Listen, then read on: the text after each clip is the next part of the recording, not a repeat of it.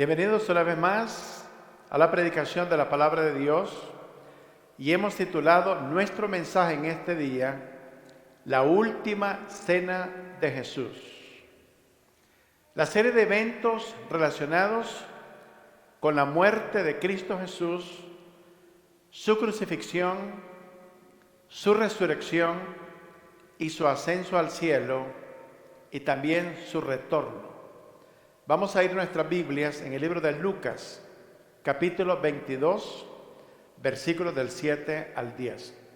Lucas, capítulo 22, versículos del 7 al 10.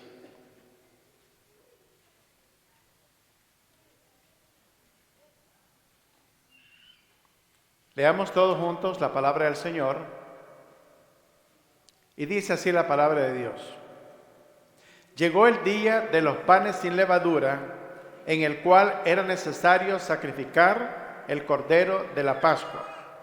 Y Jesús envió a Pedro y a Juan diciendo: Id, preparadnos la Pascua para que la comamos. Ellos le dijeron: ¿de dónde quieres que la preparemos? Él les dijo: He aquí, al entrar en la ciudad, os saldrá al encuentro un hombre que lleva un cántaro de agua. Seguidle hasta la casa donde entrare. Vamos a orar. Padre, en esta hora te damos gracias por este momento que nos permite estar en tu casa. Sabemos que es de gran valor para poder aprender de tu palabra, de lo que tú revelaste a tus siervos los profetas y los apóstoles. Lo que tú quieres que la iglesia conozca para que a través de ella sea edificada, a través de los siglos, hasta el retorno tuyo. Esperamos con ansia tu regreso, Señor, especialmente en un mundo de decadencia espiritual, moral, política, militar, social. El hombre no tiene la respuesta está en Cristo Jesús.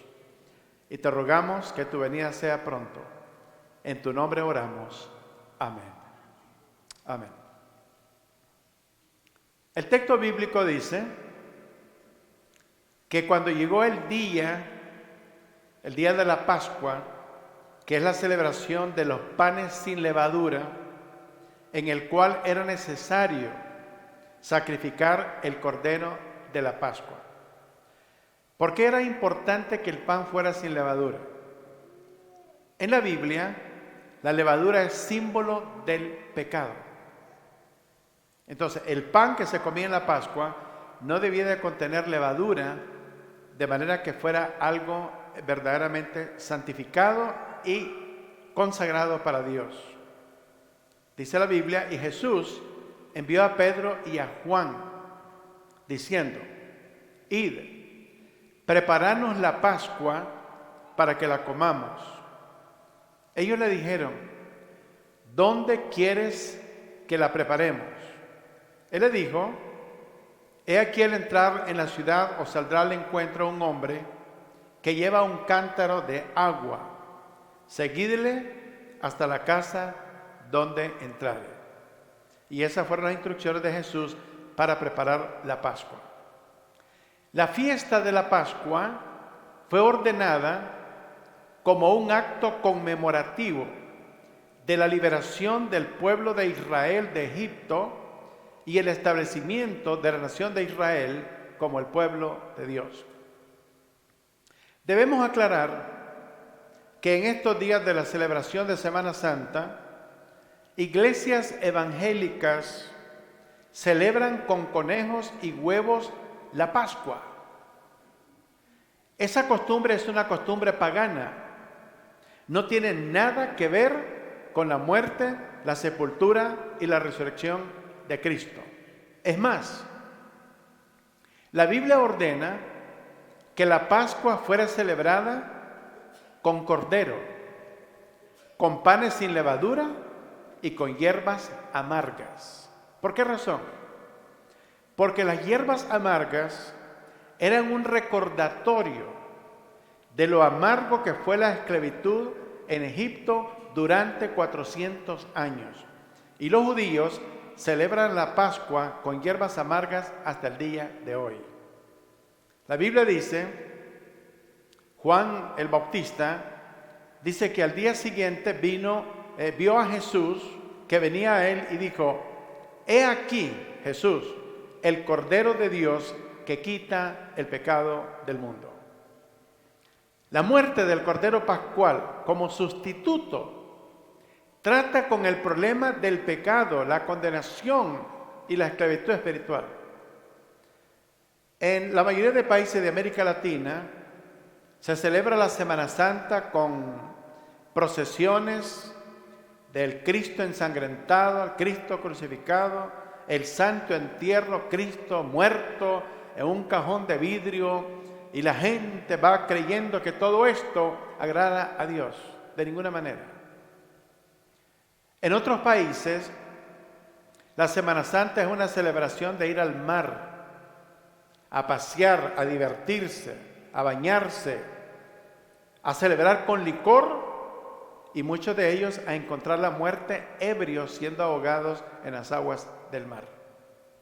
Así se celebra la Semana Santa realmente.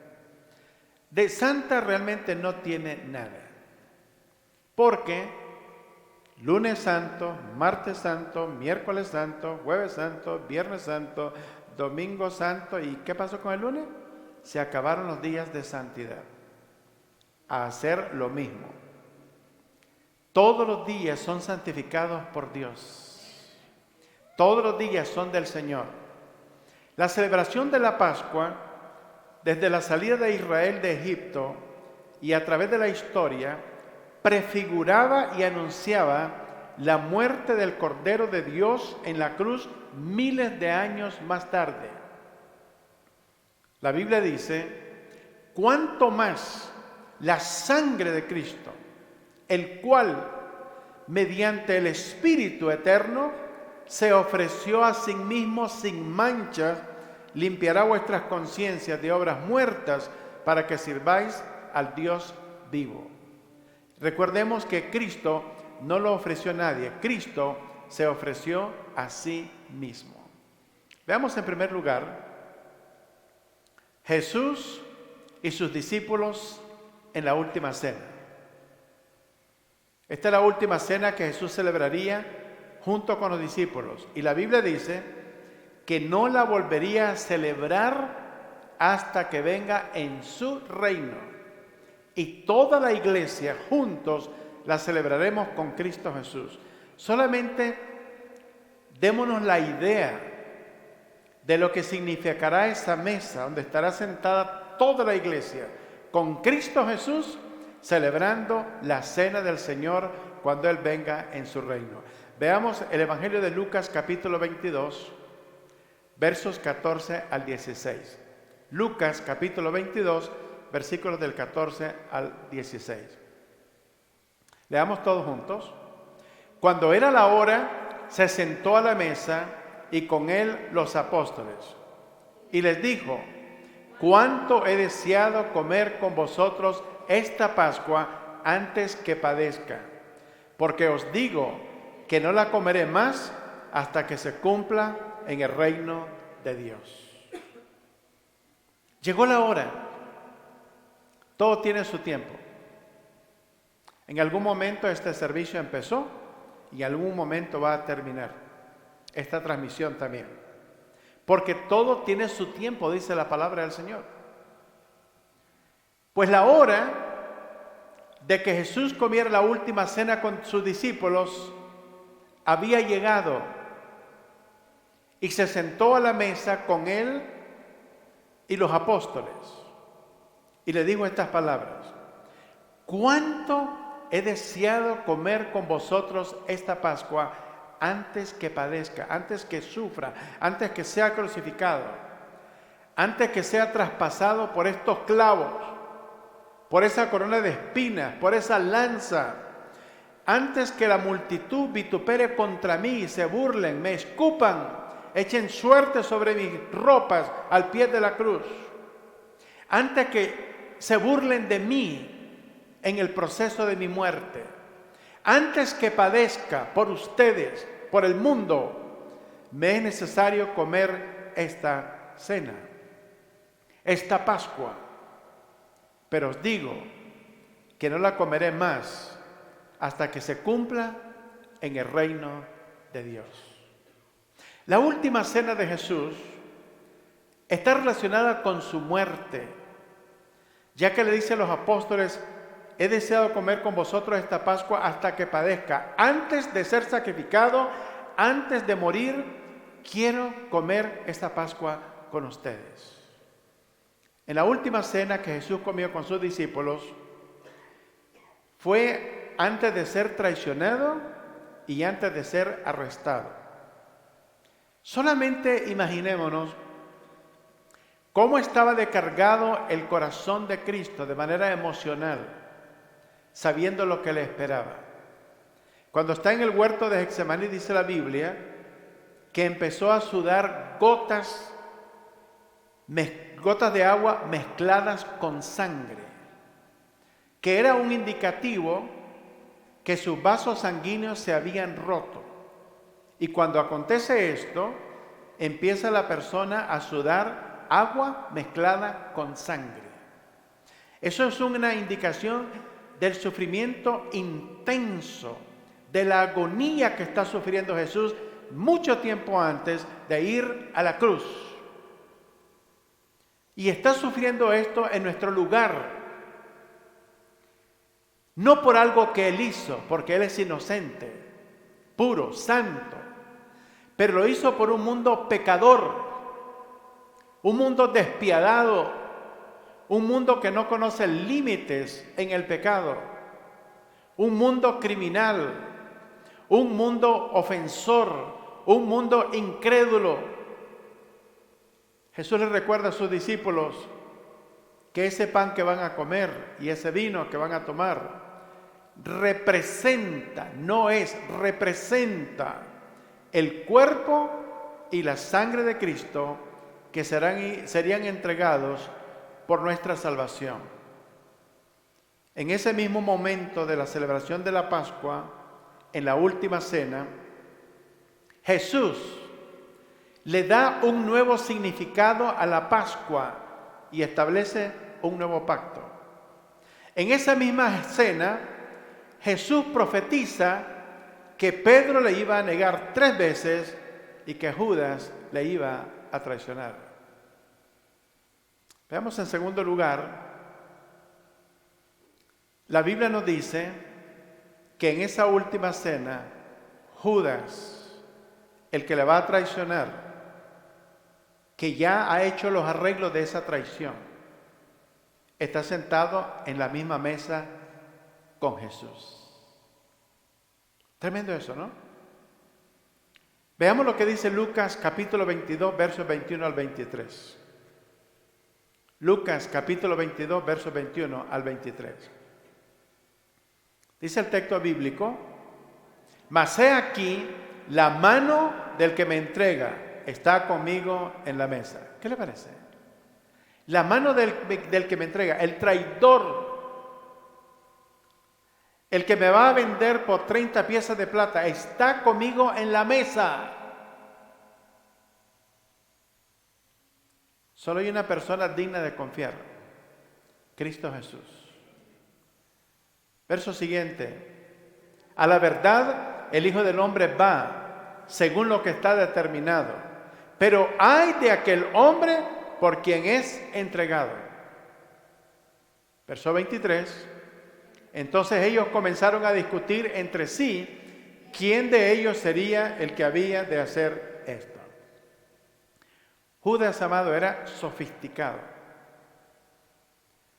Jesús pudo haber expulsado a Judas de su círculo íntimo con todo derecho y sin embargo no lo hizo. Judas está traicionando a su maestro, a su amigo, a su Señor. Jesús salió hacia el sacrificio de su muerte, mientras que Judas salió hacia una noche de tinieblas, de culpabilidad, de vergüenza, de desesperación y de muerte. Puede que nosotros no traicionemos a Jesús en la misma medida que lo hizo Judas.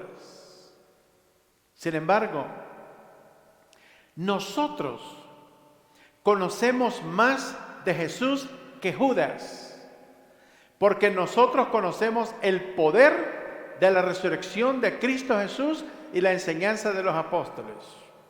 Hemos nacido de nuevo, hemos sido resucitados en Cristo Jesús. Judas no tuvo la oportunidad de experimentar la resurrección de Cristo en su vida, porque antes que resucitara ya había muerto. Ahora, quiero que entendamos este aspecto importante. Muchas veces nuestra vida cristiana es tibia. Venimos a la iglesia un domingo, nos ausentamos 3. Venimos uno, nos ausentamos 3 meses. Venimos otro domingo y nos ausentamos 6 meses. Y pensamos que nosotros le hacemos un favor a Dios. Hay personas que me dicen, pastor, ahí le caigo el domingo. O sea, como que el beneficio es para mí. Claro que me da gozo que venga, pero el beneficio va primeramente para contigo. Vuelvo a repetir, puede que nosotros no traicionemos a Jesús en la misma medida que lo hizo Judas. Sin embargo, nosotros conocemos más de Jesús porque conocemos el poder de la resurrección de Cristo y la enseñanza de su palabra. Pero nuestra tibieza espiritual, nuestra infidelidad espiritual puede causarle más daño a la obra del Señor que la que le causó el traidor de Judas. ¿Cómo? Si el próximo domingo solamente deciden venir 3 personas a la iglesia y tenemos 50 visitas nuevas, y la gente entra y me pregunta, ¿dónde está la iglesia? Es que yo creo que a lo mejor hubo una epidemia, se enfermaron todos, solo vinieron 3. O a lo mejor se murieron todos y solo estos son los que quedaron. O hubo un rapto parcial.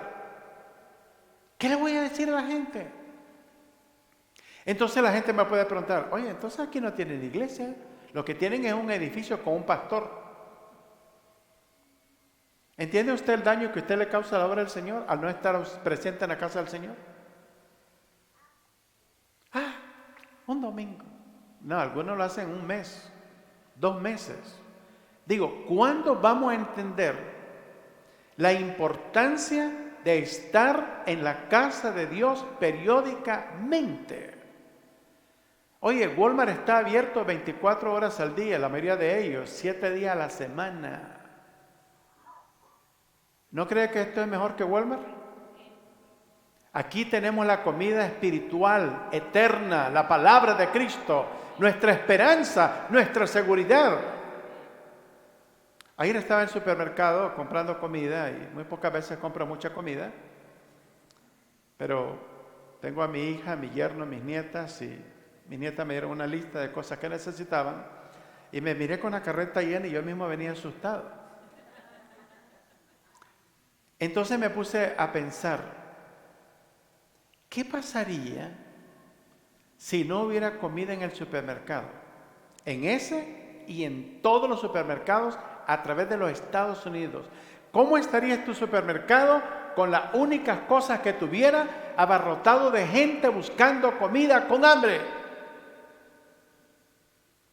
Hay un momento que Walmart no nos va a poder resolver el problema, amados.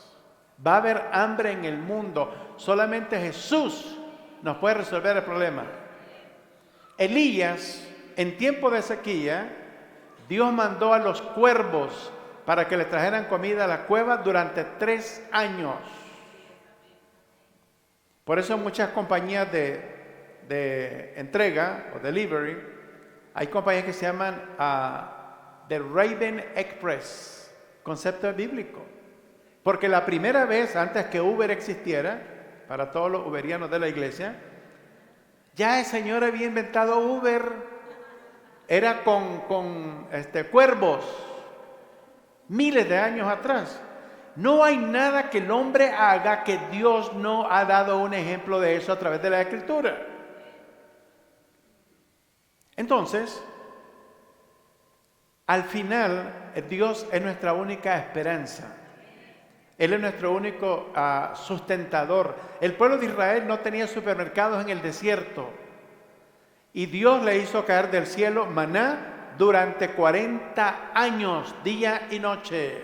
Tuvieron el pan seguro, sin trabajar. Su calzado no se envejeció, su ropa no se envejeció. Durante el día Dios ponía una nube para librarlos de la inclemencia del sol. De noche, una columna de fuego para alumbrarlos. Dios los guió por el desierto durante 40 años. La fe en la palabra del Señor es la única cosa que puede garantizar el sustento de nuestra vida, el éxito y la sobrevivencia en este mundo en que nos encontramos, que es una jungla donde no hay orden ni hay leyes. Entonces, nuestra tibieza espiritual. La Biblia dice, por cuanto no eres frío ni caliente, te vomitaré de mi boca.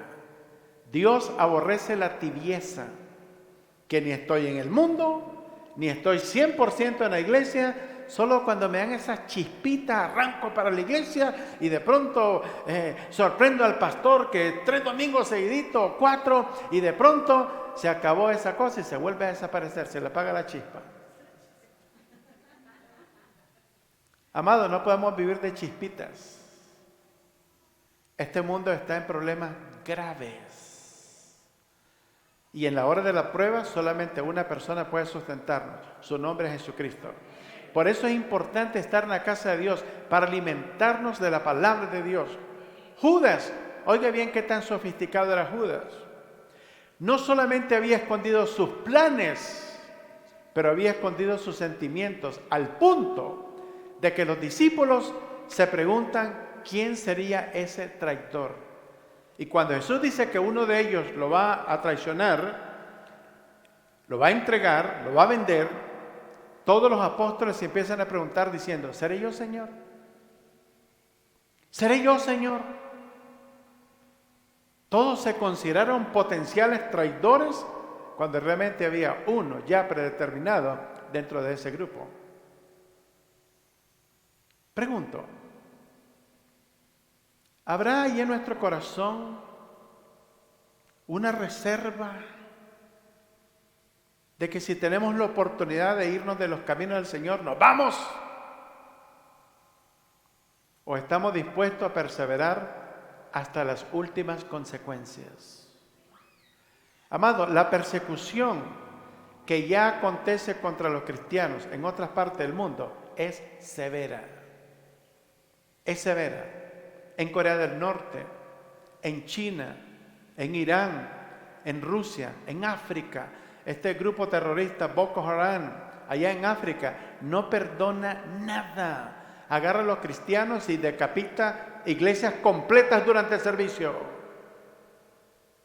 En Corea del Norte es prohibido ser cristiano. Nosotros tenemos la bendición de llegar a este país y asistir a la iglesia con libertad, y no estamos tomando ventajas de la libertad que nosotros tenemos. Estamos esperando a que llegue la persecución para entonces venir a la casa del Señor. ¿Por qué no ahora? Para alimentarnos de la palabra de Dios. En la última cena, Jesús apela al arrepentimiento de Judas. Judas pensaba que su pecado estaba escondido y que nadie lo sabía. Sin embargo, Jesús estaba enterado de todo. Pero dijo Jesús, pero hay de aquel hombre por quien el Hijo del Hombre es entregado. Jesús le da una advertencia al pecador, al traidor, una advertencia de juicio, de ira, de enojo, de lástima. Fue una denuncia de duelo y juicio para Judas el traidor. Un juicio terrible le esperaba a Judas por toda la eternidad. Ya lleva 2000 años en el infierno, meditando y analizando lo que hizo y las consecuencias de su decisión. Vamos al Evangelio de Juan, capítulo 13. Juan capítulo 13, versículos 26 al verso 29.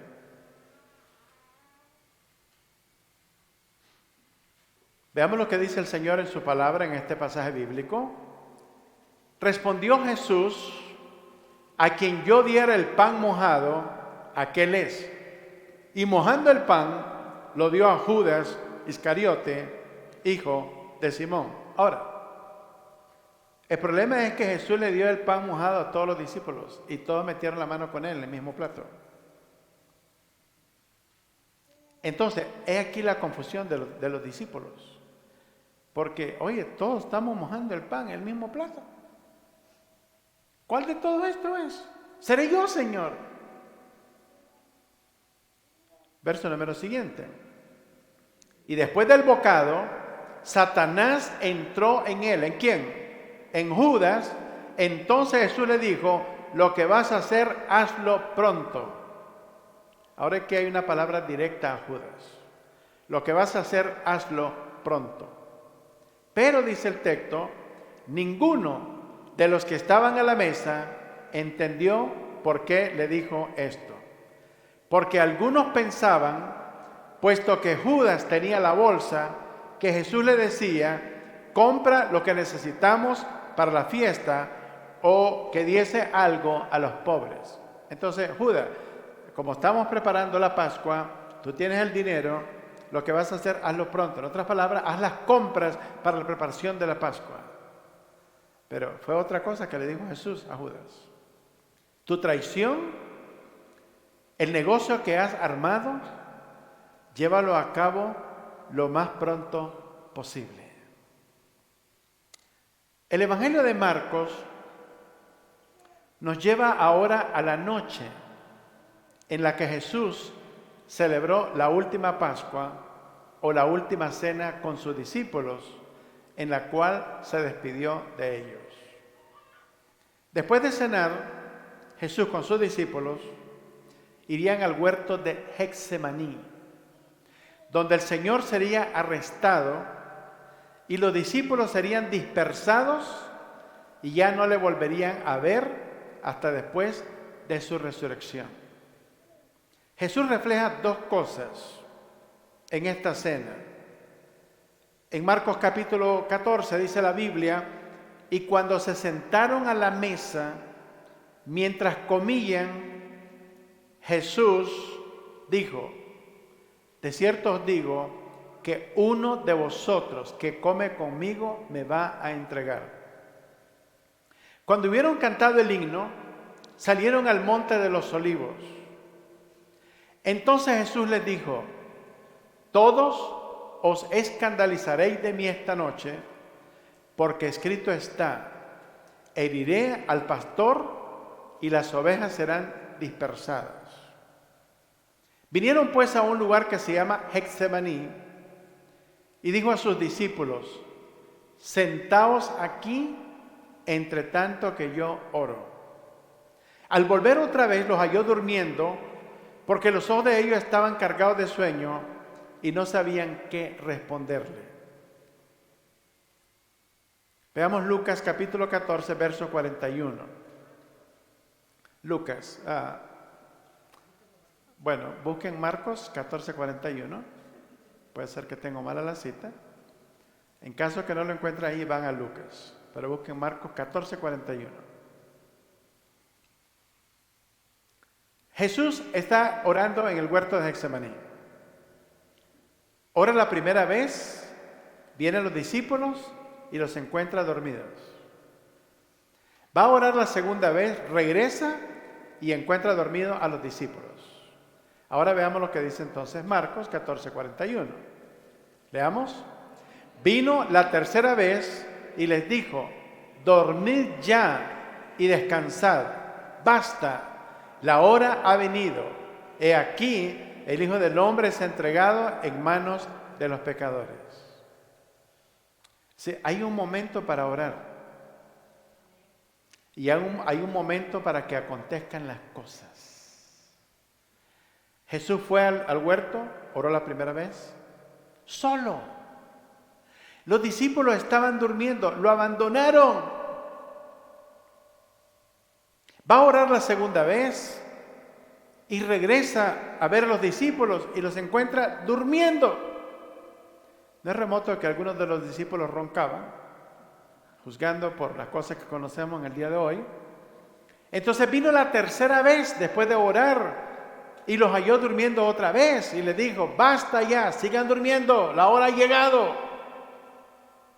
He aquí el Hijo del Hombre es entregado en manos de pecadores. Ya no hay nada más que hacer con la oración. Ahora tiene que cumplirse lo que está profetizado del Hijo del Hombre. Jesús está necesitado de la amistad y la compañía de sus discípulos en el momento más difícil de su vida. Sin embargo, los apóstoles duermen. A veces nosotros somos insensibles a la necesidad de otras personas. Cuando necesitan nuestra amistad, nuestra compañía, nuestra oración, nuestro consuelo, no estamos allí. A veces le decimos a las personas, lo que se le ofrezca, pero eso es puro cuento, son palabras nada más. El otro día le dije a una persona, necesito una troca nueva y nada, ¿verdad? Entonces no es tal cosa que lo que se le ofrezca. Debemos recordar que en nuestras dificultades y pruebas de la vida, solo hay una persona que estará a nuestro lado: Cristo Jesús. Él dice: he aquí, yo estoy con vosotros todos los días hasta el fin del mundo. Todos los días, 24 horas al día. Él nunca nos ha abandonado. Somos nosotros que lo hemos abandonado, pero Él nunca nos ha abandonado. Razón por la cual debemos conocer la palabra de Dios para ser sustentados. Porque si en el momento de la prueba no conocemos la palabra de Dios, ¿de dónde nos vamos a agarrar? ¿Cuál es la provisión que tenemos para ser victoriosos si no conocemos la promesa de Dios? La Biblia dice que todas nuestras necesidades deben de ser conocidas delante de Dios en oración, en ruego, con acciones de gracias. Si hacemos una lista de todas las cosas que Dios nos ha dado y una lista de las cosas que nos faltan, yo le aseguro que la lista de todo lo que Dios nos ha dado será grandísima. Nos ha bendecido. Pero muchas veces estamos preocupados por lo que no tenemos. Él ha sido fiel a su palabra. Es más, este día estamos vivos por la gracia del Señor. ¿Cuántos dicen amén? Estamos respirando naturalmente por la gracia de Dios. Tenemos la bendición que no tienen los cristianos en otras partes del mundo, de reunirse en un templo como nosotros, con aire acondicionado, en un ambiente tranquilo, de paz. Muchos cristianos clandestinamente en China, más de 100 millones de cristianos se reúnen clandestinamente. En Taiwán están esperando una invasión china. ¿Sabe qué están haciendo los cristianos en China? En Taiwán están orando. Están orando por el pueblo de Taiwán, están orando por los chinos, y los cristianos chinos están orando por los de Taiwán. ¿Qué le parece? Y están esperando una invasión que ha prometido China. De llevarlo a cabo, lo tiene que llevar durante este año. ¿Por qué? Porque hay una administración en Estados Unidos que no va a meter las manos. Esta es su oportunidad de conquistar Taiwán. Por eso tenemos el problema del Medio Oriente. Porque tenemos una administración que piensa de manera irracional. Estamos tratando con todos los agentes de Irán en el Medio Oriente y no le ponemos la mano a la cabeza de la serpiente, que es Irán. Y ahí estamos entreteniendo el problema hasta que tengamos un 9/11 otra vez en los Estados Unidos. Vamos a reaccionar. Ese es el mundo en que nosotros vivimos. Entonces, el pueblo cristiano en China, en Rusia, en Irán, en Corea del Norte, Corea del Sur, en Taiwán, en China, están orando. Los cristianos de Rumania han emigrado a Irlanda, donde los templos han sido cerrados, la gente no va a la iglesia. Y ahora Dios trajo a rumanos para establecer iglesias como misioneros en el país de Irlanda, cuando fue un país que conoció el Evangelio altamente en siglos pasados. Y nuestra nación va en el mismo camino. La gente está ahorita en los parques, en los lagos, en los centros comerciales, en los cines, en los centros de baile.